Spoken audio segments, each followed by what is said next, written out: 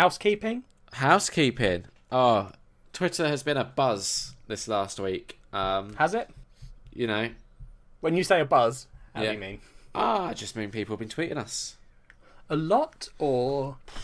Sure. Okay. So let's start with Tom. Friend of the show. Who suggested last week's culture swap. Yep. He tweeted us saying 5 out of 5, best episode. Oh, thank you, Tom. Also, why is this episode not called episode 39, a horrific origin story of Liam's poo wiping problems?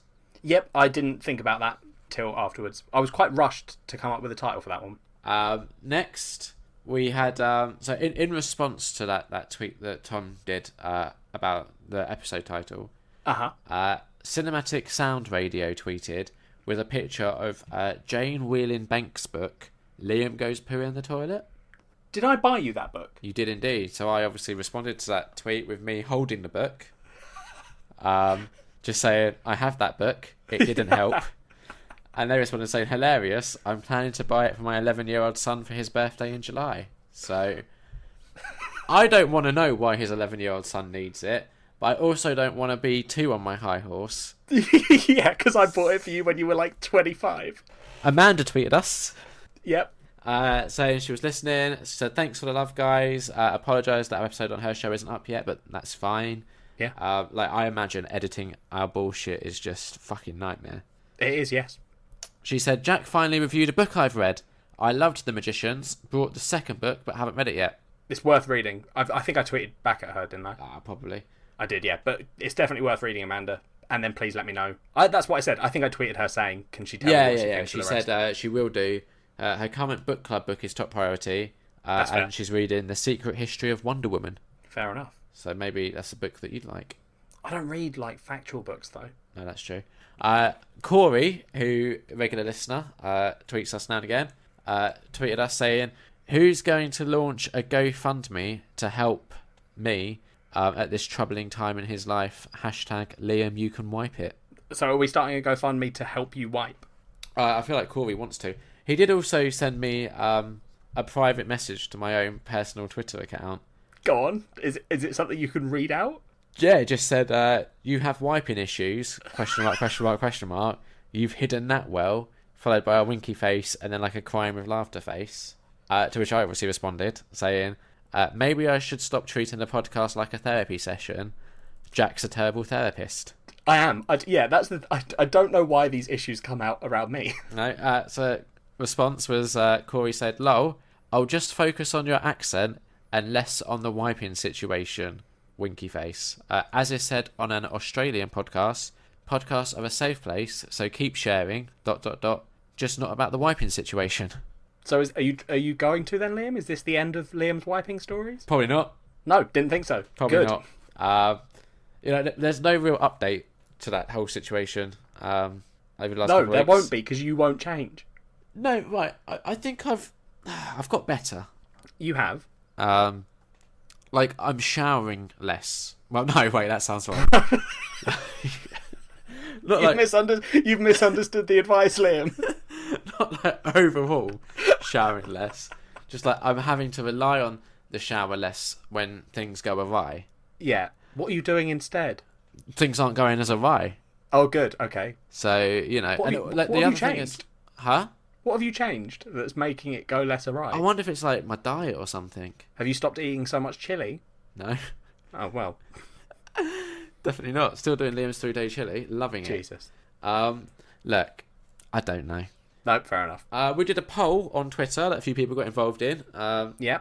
I could tell you how many people was into. I think it was 25 in total. Oh, that's good. That's better than I thought. Oh, definitely.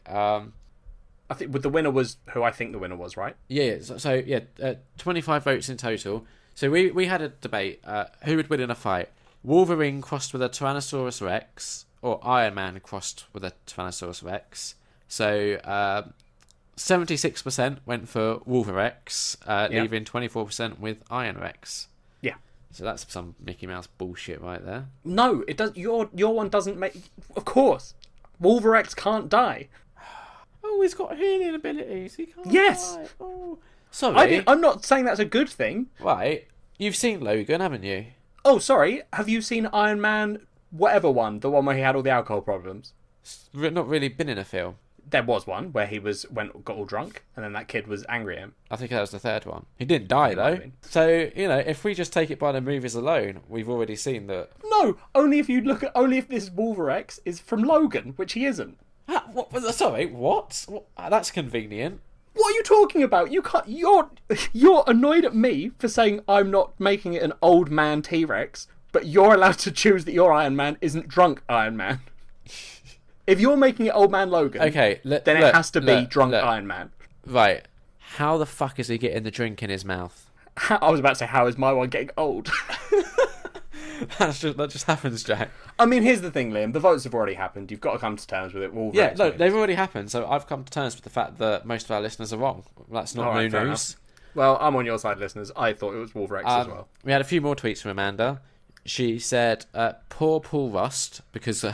We went in on him last time, didn't we? Did we? Yeah, when I was reviewing Love Season 2. And, oh, yeah, you were a little bit mean about him. Well, you agreed. You actually paid me a compliment. You said I was better looking than him. I just said you were more attractive than him. Thank you very much. I wasn't saying he was unattractive. And then Amanda said that she laughed and cringed through all of her catching up with. She said, poor child Liam, adult Liam never had a chance. Yeah, no, that's fair. So, at least someone understands. Can you imagine? Let's just quickly run through. Imagine if... you get those scenarios people talk about where they're like, oh, what would you do if you could go back in time and talk to your childhood self? Yes. I feel like you would have to just apologise and be like, it doesn't get better. We stay like this. You'd go back to that exact moment that you called for your friend's mum and you just go, don't worry. We never learn. This is it. Just get used to this. Yeah. Sorry, that was really mean. I apologise. But it's funny because it's true, Jack. I'm genuinely trying to think, like, what advice would I give my child self? Probably, like, I'd probably say this doesn't make a lot of sense to you now, but, like, put a lot of stock in Apple. I love the idea of you appearing in front of child you not able to wipe and just go and put stock in Apple. It's just like, the fuck are you on about? Who are you? How did you get in here? By then, I've just disappeared. That's interesting. I wonder, right? Because we obviously don't know if time travel has been invented in the future. Mm-hmm. So I wonder if we have had conversations with our adult selves as children, but we haven't realised it. I think we would because I feel like I wouldn't be very subtle. I think I'd start with "I'm future you," and I think I would remember that conversation. Yeah. So what advice would you give your child self? I don't know. I'd be like, stop. Stop what? Everything. Okay, here's the question, Jack. Be a better person. I've got a better question, Jack. Adult you gets to go back and give child Liam some advice. I'd probably go to him and I'd say, I'm so sorry for everything that's happened to you. Well, I'd be like, learn your friend. Okay, genuinely, yeah. Some good advice. I'd say, learn your friend's mum's name. At least it'll be a little bit less cringy. I don't think he'd like that advice though. I'd just say, when you meet this Jack guy, stick with him. He'll try and help you. He might be mean, but at least he tries to help you a little bit. Yeah, there's the little bit of help in there. Yeah. Okay. I'm trying to think what I would tell child you. Well, I can't imagine it would be helpful. Oh, it would. I'd say girls aren't the enemy, and they don't always bite. Thanks. I think that would help. I'd also say you're gonna meet an old person called Liam at some point. He's not that old. You're gonna think it's hilarious that he's a little bit older than you, and you're gonna make jokes about it. But trust me, it's 4 years. Deal with it. Yeah. I would also say stick with the beard when that grows in. Cool. I did. Yeah, I know. What else? I would also say when you argue, you're mostly wrong. Learn that now. I think that's incorrect. Yeah, but it's going to give me now an upper hand, isn't it? That's if true. You're already like that seed of like I inceptioned you. Yeah, that's fair. So that. And then I'll say also, mate, you don't know everything about wiping. You're not the expert, and then I'll just leave.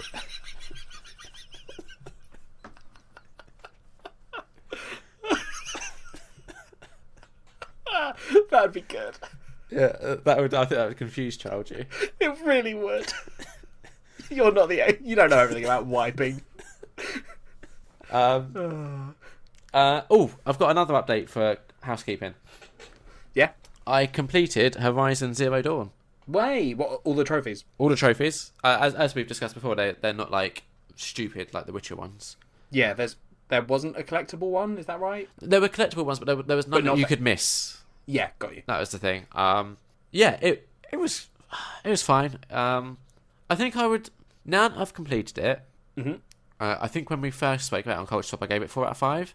I'd probably knock it down to be honest to a 3.5 out of 5. Okay. Just because, like I was saying in the last episode, some of the story, a lot of the story stuff is you just go to these points and then you just watch cutscenes, and it's not as like that. The gameplay doesn't feel as well integrated into the story missions as I feel like it should have been.